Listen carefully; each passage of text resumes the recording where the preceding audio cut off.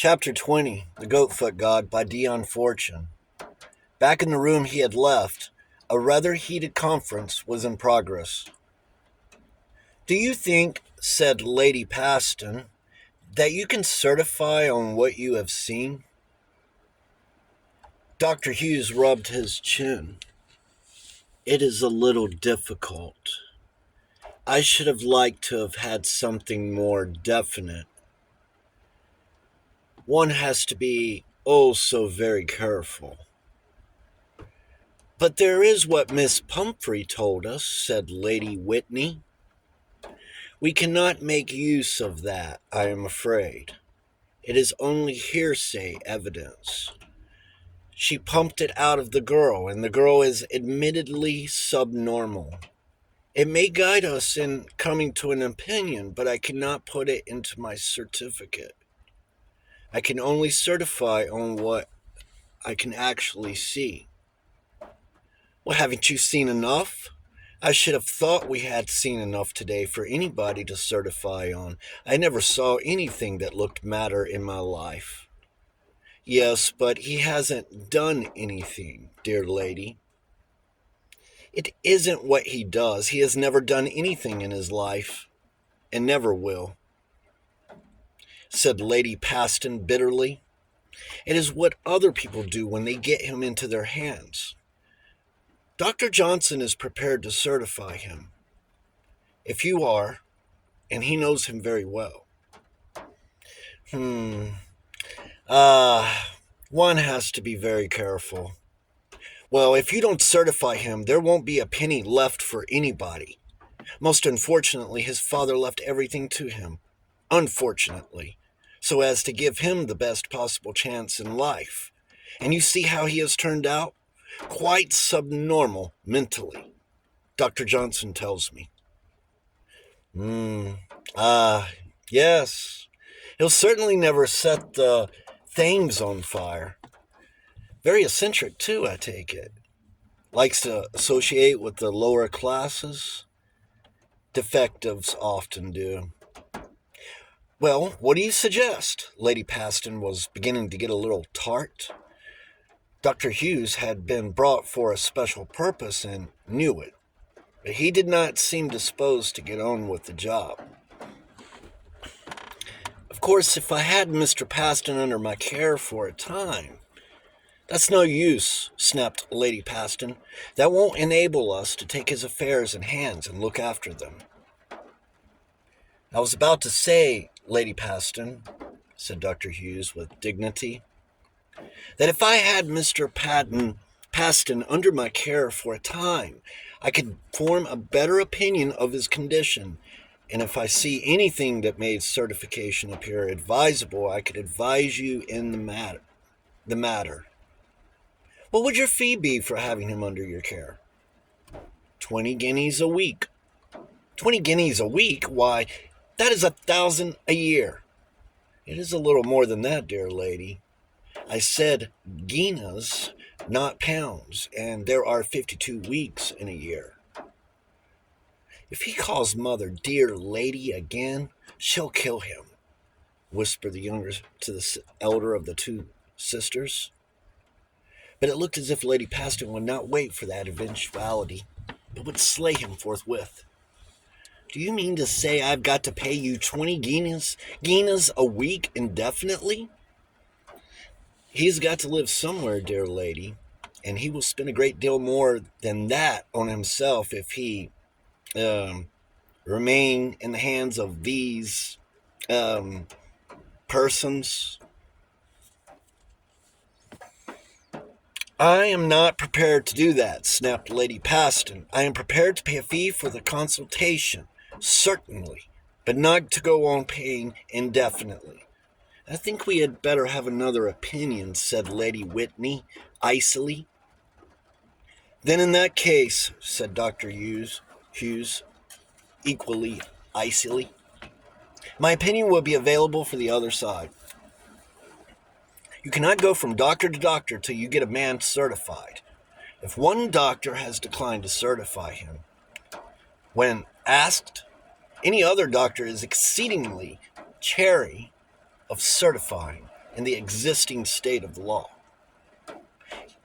You can't change horses while crossing a stream, Mother, said Mrs. Folds with a laugh. This is sheer blackmail, exclaimed Lady Paston. That statement is actionable, said Dr. Hughes. This was an eventuality they had never bargained for. Hugh could be certified all right, and his affairs got into their hands. No difficulty about that. But apparently he would only remain certified as long as Dr. Hughes drew his 20 guineas a week. If that came to an end, Hugh would promptly be decertified, and his trustees would then be called upon to render an account of their stewardship. And would Dr. Hughes' demands be limited to 20 guineas a week? Blackmail is a thing that grows with what it feeds on. But if they went to any other doctor for the putting away of the unhappy Hugh, Dr. Hughes would promptly turn around and say that Hugh did not need certifying. And then where would they be? In for a penny, in for a pound. Desperate situations required desperate remedies. They set to work to drive the best bargain they could with Dr. Hughes. 20 guineas a week is a very high fee, said Lady Paston, but her voice was much milder than it had hitherto been. You are asking me to take a very heavy responsibility, said Dr. Hughes. I should have thought 12 guineas a week would have been ample. I cannot possibly undertake it for that money. Mr. Paston is the kind of patient who will always be trying to escape, and might be very violent when prevented. He will have to have special attendance. I shall also require an indemnity against any legal expenses I might be involved in by him. These kind of patients often have a mania for litigation. There is not the slightest likelihood of that with him. He has never been known to do anything on his own initiative. But supposing a friend stirs up trouble? He has no friends worth mentioning. They were all his wife's friends, and of course that is all over now. His solicitors, then? I have already been to see them. They are quite agreeable. They only stipulated that they should continue to handle his affairs, to which I agreed.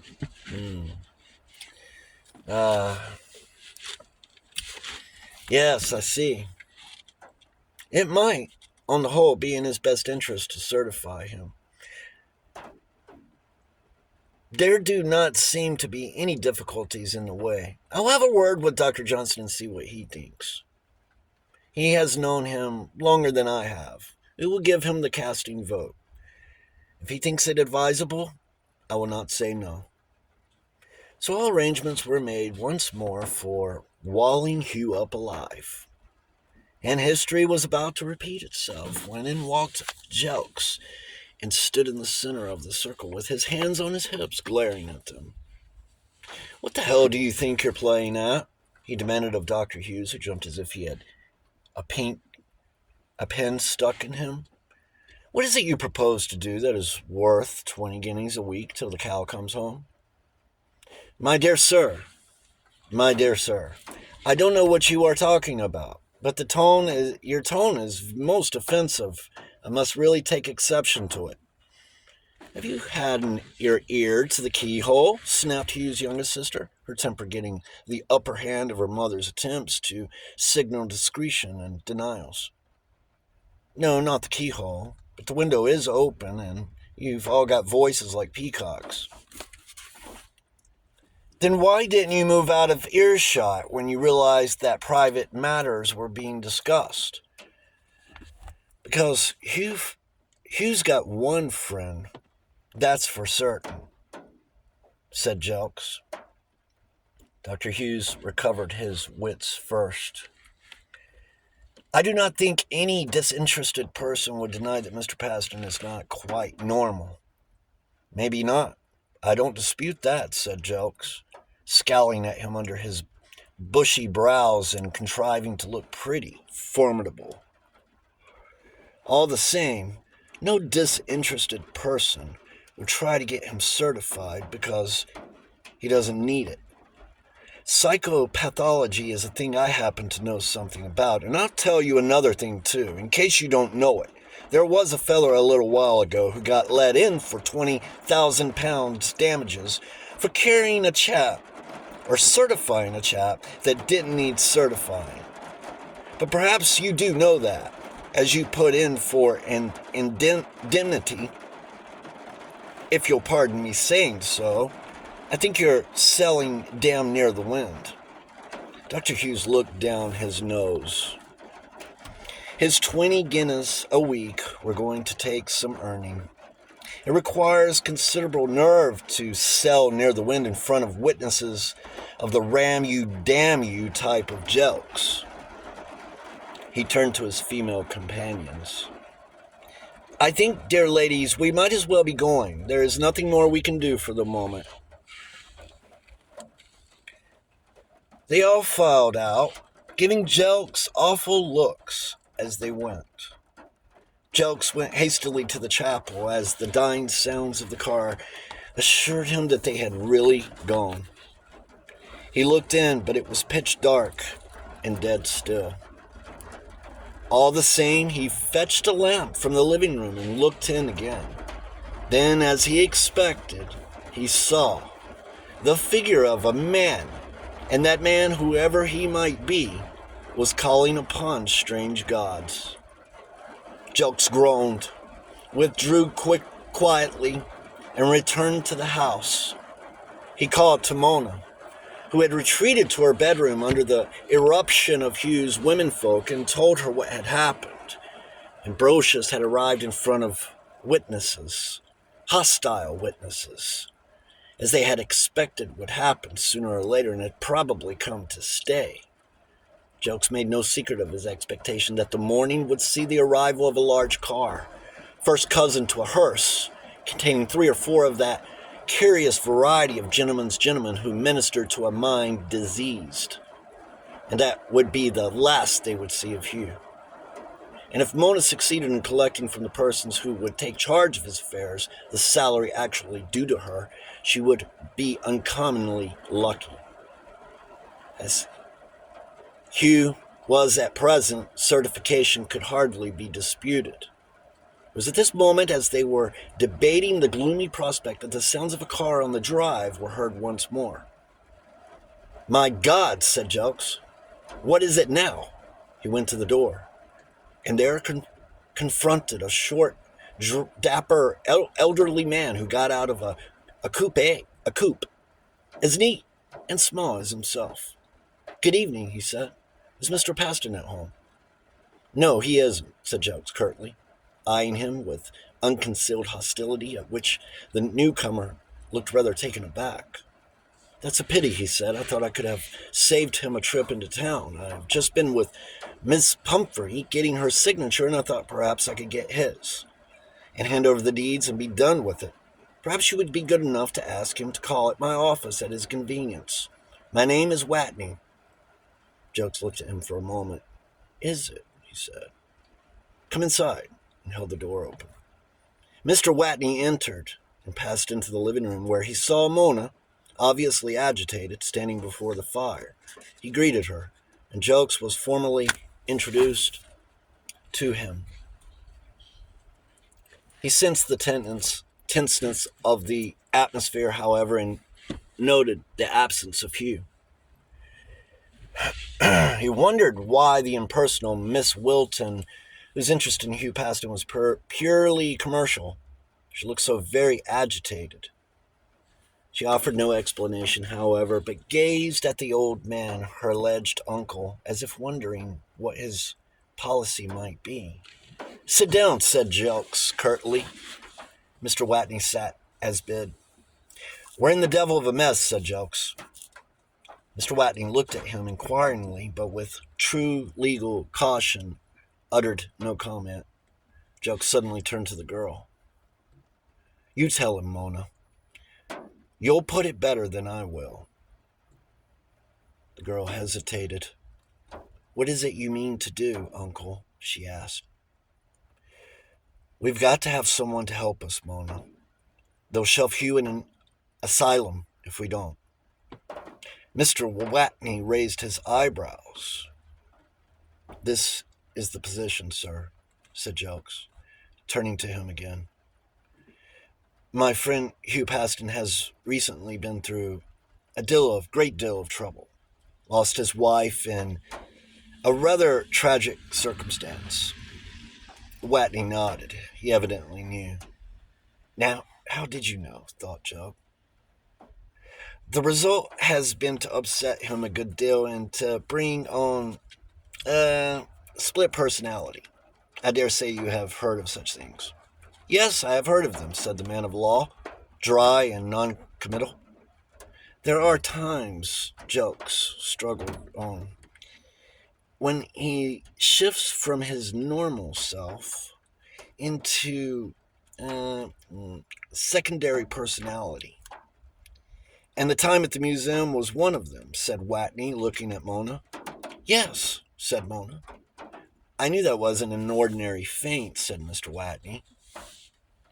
The point is this, said Jokes.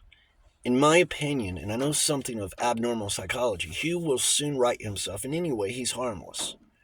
But the trouble is, his family seem to want to get him certified. Why should they wish to do that if it is not necessary? But if he were certified, they would have the control of a very large estate, and their children, that is, his sister's children, would come in for it. Whereas if he remains at large and should marry again, he might have children, and then his children would come in for it. Is he likely to marry again? Jokes hesitated. Not that I know of, said Mona. Something, he could not say what, made Mr. Watney look behind him. The others followed his glance. And there, in the doorway, stood Hugh. And Jokes thanked his stars. It was Hugh, and not Ambrosius. I am afraid I have been an involuntary eavesdropper for the bulk of your conversation, said Hugh, coming slowly into the room. He never looked at Mona. Then, said Jokes, you know the lie of the land. I am beginning to grasp it, so this is the explanation of the seizures that alarmed Miss Wilton. He looked at Mona for the first time. Yes, said Mona miserably. I am not surprised, said Hugh. It must have been a very alarming experience. He turned to the solicitor. Well, Mr. Watney, it looks as if I were in for a life sentence if I don't watch my step. What about it? You are a man of law. Can you suggest anything?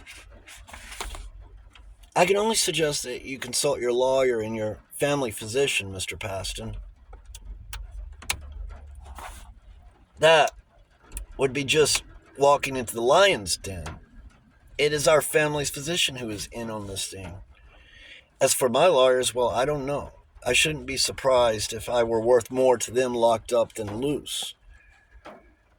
Is there no person, no friend of the family, or of your late father, for instance, upon whose disinterestedness you can rely? Hugh waved his hand towards the old bookseller. Jokes here, he said. I don't know of another soul, unless maybe... He looked at Mona and hesitated. I would do what I could, said Mona quietly. I am glad to have that assurance, said Hugh. And I shan't, he hesitated, seeking the word that would express what he meant. I shan't overstep my welcome. There was high tension in the atmosphere, and everybody felt acutely embarrassed. Jokes broke it. Do you know what I should do if I were you, Hugh? I should take your affairs out of the hands of your solicitors. If you don't feel you can trust them, and get Mr. Watney to look after them for you. That's just what was in my mind, said Hugh. That is, if Mr. Watney is willing. Er, well, of course, I, um, uh, should be very pleased. Who wouldn't be? But to his credit, the little man had not fished for it. But, family, lawyers, Mr. Paston? Things may be complicated. Did your father tie things up with them in any way? Not with these lawyers. I shifted to them to please my wife. She couldn't abide the others. Had no end of a row with them. We disentangled all the legal knots. Then, I haven't been with these folks much over 3 years. Then in that case, I shall be very pleased to take charge of your affairs. Though I should have felt some diffidence in taking them out of your hands, the hands of family lawyers. And I'd like you to have them, said Hugh, suddenly smiling at him. The little old bachelor beamed back. Hugh had pulled off his stunt once more. Mr. Watney had followed Mrs. Pascoe into the cohort of those who looked after Hugh far better than he could look after himself. Now, Mr. Paston, said the little lawyer, suddenly losing his diffidence and becoming authoritative. I should advise you to give me the necessary authority to take over all your papers from your present firm. And I will send a clerk up first thing tomorrow morning before they know what is afoot and collect them. Possession is 9 points of the law. Secondly, if you feel sufficient confidence in us, I suggest that you give me your power of attorney to come into effect in the event of your incapacity. They'll contest that, of course, if we ever have to use it, which I hope we won't. But again, possession is 9 points of the law, and they will have to dislodge us from an entrenched position. A high court job, Mr. Paston. Plenty of publicity. The right counsel could make them wish they were dead. Bargaining power, my dear sir. Bargaining power is never to be despised. Say to a man, if I can't, you shan't. And he often becomes reasonable. Applied psychology, a very useful thing. More useful than law sometimes. Lawyers concentrate on law and forget the psychology of litigants. That, in my opinion, is foolish. I have won quite as many cases with psychology as I have with law. He beamed at them all through his horn-rimmed glasses, in his element. He loved litigation for its own sake. It was never his choice to see the sign of the cross go onto a brief. It sealed a hard bargain on any brief of his that bore it. What is the point in giving you power of attorney, said Mona curtly. It is this, Miss Wilton. Supposing they did certify Mr. Paston, they would not obtain control of his affairs without a tremendous struggle. I'd fight them tooth and nail through every court in the country. They'll know that without being told. I think you will find that as soon as they know there is a power of attorney in existence, they will drop the idea of certification, especially if Mr. Paston places himself in the hands of a doctor.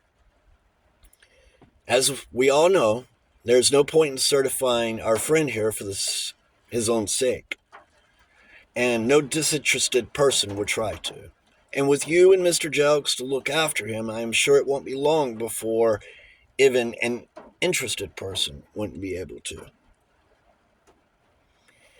He looked round with a beaming smile, but had a subconscious feeling that he had said the wrong thing. I think that's okay, said Hugh wearily, as if bored to death with the whole transaction. Who will we get for the disinterested doctor? Mrs. McIntosh's husband's cousin? No, said Mona decisively. He's all right for a cold on the chest, no one better, but he'd be no good for this job. He'd be like Mrs. McIntosh, incredulous and scared at the same time. Mr. Watney picked up his ears.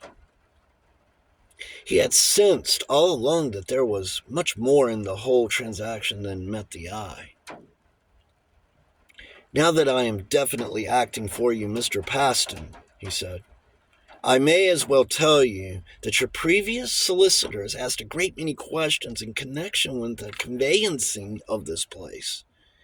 Questions which I thought rather odd. Naturally, I did not answer them. I told them that their client was their business, and my client was my business.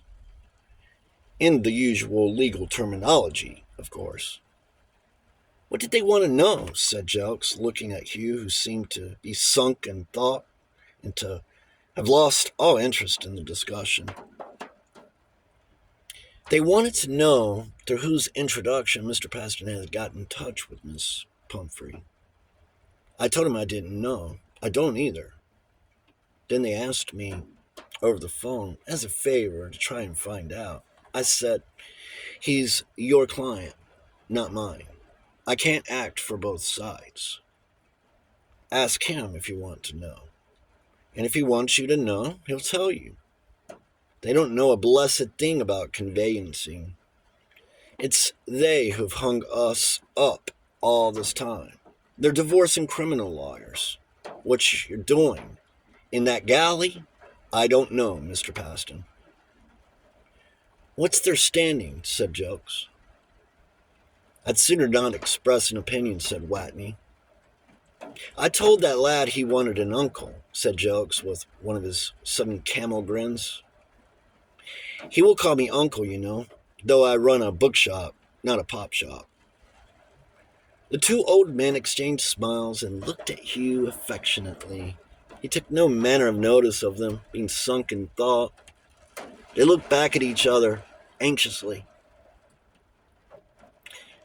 "I presume you are an old friend," said Mr. Watney. "Not a bit of it," said Jelks. "No older than you are. He drifted into my shop after his wife's funeral, on his beam ends, and I took him in and looked after him, as no one else seemed disposed to." "Well, well, well," said Mr. Watney. "What a state of affairs." He looked at Mona, but no further information was forthcoming. He turned to Jelks and spoke in a low voice. "With regard to the doctor, I should get him to run up to town first thing tomorrow morning if I were you, and see someone really first class, whose opinion cannot be gainsaid." "No," said Jelks. "We'll have the local sawbones in tonight. I'm taking no chances." "I know the man we want," continued Mr. Watney in a low voice. "A young chap who's just set up in the district. He'll be very pleased to have a patient from me and will do as I tell him. You leave it to me. I'll send him along on my way back."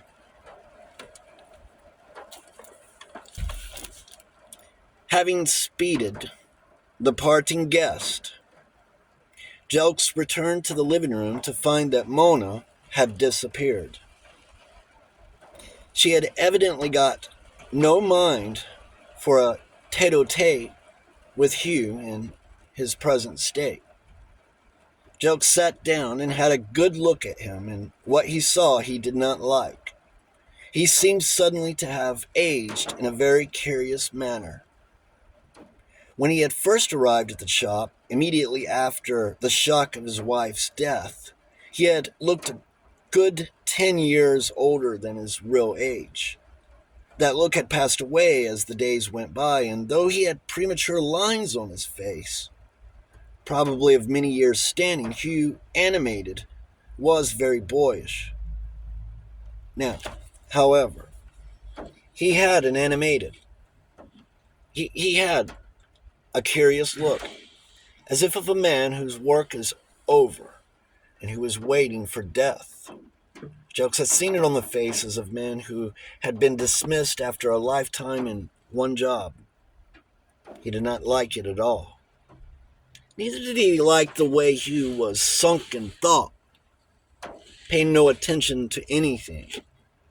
He spoke to him, just to see if he would respond or not. Well, Hugh, what are you going to do? Are you going to push on with the furnishing of this place under the circumstances? Hugh roused himself with an effort. I am sure I don't know. Hugh hadn't thought about it, Hugh replied. Miss Wilton can't get she can get whatever's needful. Jokes' quick ear caught the change of name and queried its significance. They sat for a while in silence, and then a car was heard once more on the drive. They sat for a while in silence. That'll be Watney's sawbones, said Jokes. At least I hope to God it is. It was. He proved to be a young fellow, masking nervousness under overassurance. Mr. Watney told you about the case, said Jokes in a low voice as he admitted him. He nodded. Want to see him alone? Yes, please. Jokes grunted, showed him in, and shut the door on him. The newcomer stood looking at his patient in silence for a moment, and Hugh, sensing the presence of a stranger, suddenly looked up. Hello? I beg your pardon, he said. I didn't know there was anyone there. Mr. Watney asked me to come and see you. I am Dr. Atkins. Very good of you, I'm sure, said Hugh. And conversation languished. Dr. Atkins, trying desperately to remember what had been taught him in his scanty instruction in the care of minds diseased. All he could recall was the law relating to certification. He knew as much about examining a mental case as he did about ballooning. Can you tell me what day of the week it is? He said at length. It's been Wednesday all day long, as far as I know, said Hugh. And silence fell again. Dr. Atkins felt himself beginning to perspire. This was his first important case and his first start in practice, and he was hashing it horribly. He felt he knew even less about psychiatry than he did about midwifery, and wished to God he had gone into partnership with an older man instead of this ambitious start on his own. Private practice, he was discovering, was very different to walking the hospitals. A lot less science and a lot more common sense came into it. May I examine you? He said at length, hoping to warm up on the accustomed routine. Certainly, said Hugh. Anything you like. Dr. Atkins got out his stethoscope. Would you be good enough to undress? Undress? Exclaimed Hugh, suddenly waking up. Good Lord, man. I'm all right from the neck downwards. This is where my trouble is, and he tapped his head. You don't want to stethoscope that, do you? Come and sit down and have a cigarette. Thanks, said Dr. Atkins, feeling he was showing tact.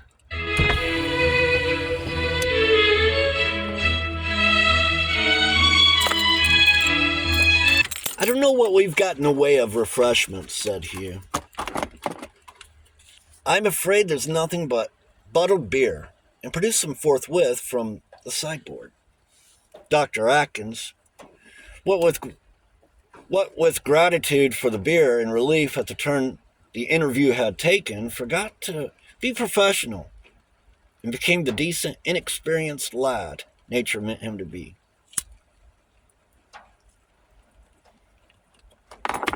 And they settled down on either side of the hearth, he and his patient, with a glass of beer and a cigarette apiece, to the entirely unorthodox method of treating a mental case as if he were human. It was Hugh who took charge of the interview. I suppose Mr. Watney told you all there is to tell, he said. He told me all he knew, said Dr. Atkins, grinning. but I dare say there's plenty more if you care to tell it.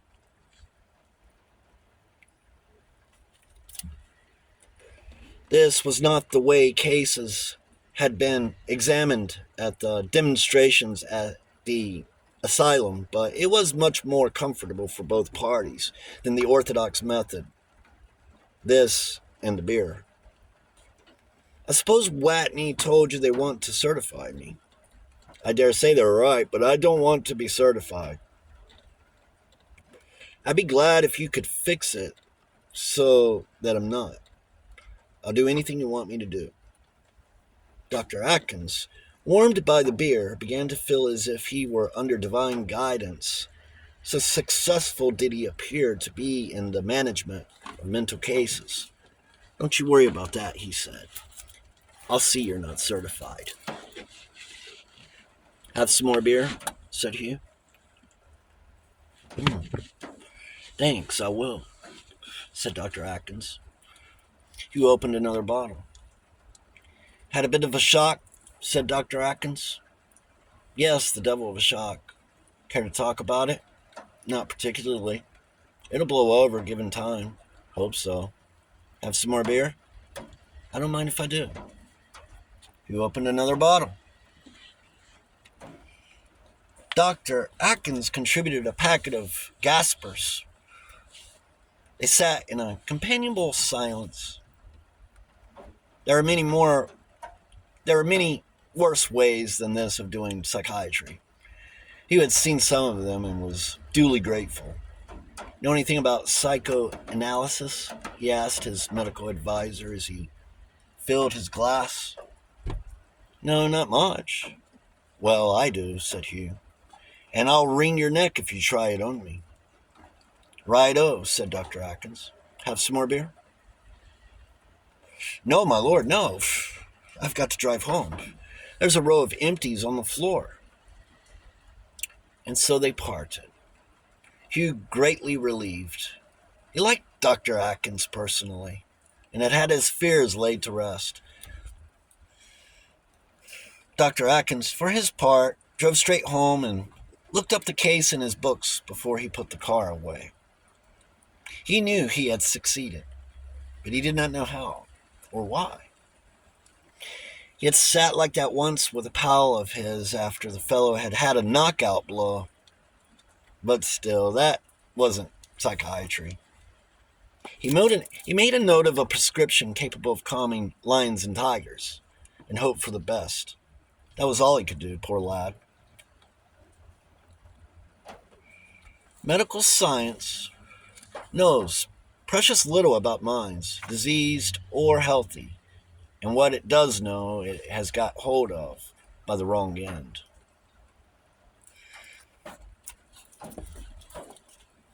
Jokes mounted guard over the household all the following day and the next, but no sign came from the hostile camp. As Miss Watney had surmised, the power of attorney stymied them neatly, and they dropped the idea of certification, for the moment, at any rate.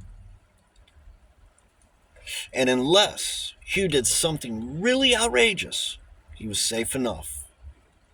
But even if that sword no longer hung over their heads, there was still a pretty serious problem on their hands, for it could not be denied.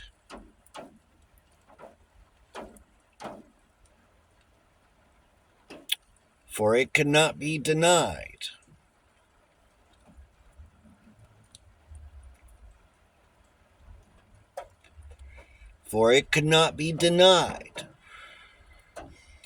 that there was something very much wrong with Hugh. He had lapsed into a particular brooding, spiritless apathy, as if his mind were away in another world, and that world not a pleasant one. Jelks, who had read widely in psychology and had seen a good many cracked-up minds among the Jesuits, a nervous breakdown, politely called surrender to God, being part of their curriculum, didn't like the look of Hugh at all. He had a shrewd suspicion, judging him on type, that he would swing between apathy and excitability. If something got through the skin of his apathy, he would be excitable. And when his excitement had exhausted him, he would lapse into apathy. After all, the human machine is an internal combustion engine running on spirit, temperament activated by vitality. Jokes judged Hugh to be suffering from airlock and liable to backfire as the airlock blew clear. If one were turning the starting handle when that happened, one could get a broken wrist as easy as kiss hands. Jokes was deadly uneasy at the idea of leaving Mona alone with Hugh, but for the life of him, did not see how he could let his business take care of itself any longer if he expected to have any business left to go back to. What was in Mona's mind, he could not make out. Sometimes he thought she had no appreciation at all of the state of affairs, and sometimes he thought she knew a lot more than she had seen fit to tell him. Mona was blessed with a poker face. Thank you for listening to Chapter 20 of The Goat Foot God by Dion Fortune.